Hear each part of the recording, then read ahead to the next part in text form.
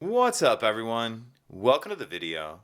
Today we're going to take a look at how to replace the battery in the Chevrolet Corvette remote key fob.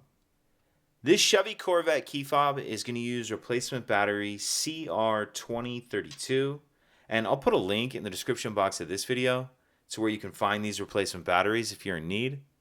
The other thing I'm going to be using to change this key fob battery is a small flathead screwdriver. So the first thing I'm going to do is grab my key fob and remove the emergency key that's in the bottom of it. That's done by pressing this button here that my thumb's on, and the emergency key will pull out like that. We can just set that to the side.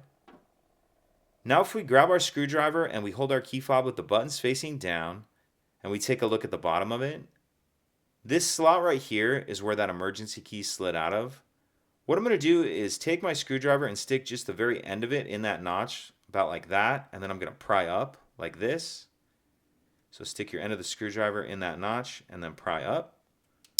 And as I do that, you can see it starts to split the case apart, and you only need to pry until you open it just even that far. Once the case is started like this, what I'm going to do is take my screwdriver and very carefully run it down that crack.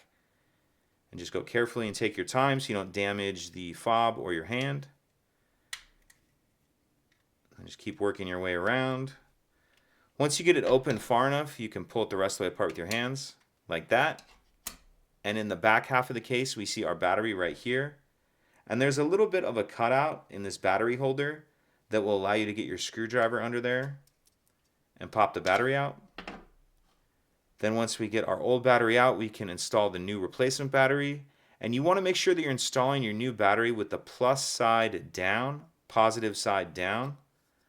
Snap it down into that holder, and then we can put our two halves back together. And if your circuit board's shifted around at all, make sure it's sitting down in that rubber piece properly. And then what I'm going to do is line this tab up right here in that hole. You can kind of see where it goes in there. So line those two up, and then make sure it's lined up and snap it back together. Slide the emergency key back in, and that's it. If you could take a second to like and subscribe, it helps us out, and I'd appreciate it. Thank you.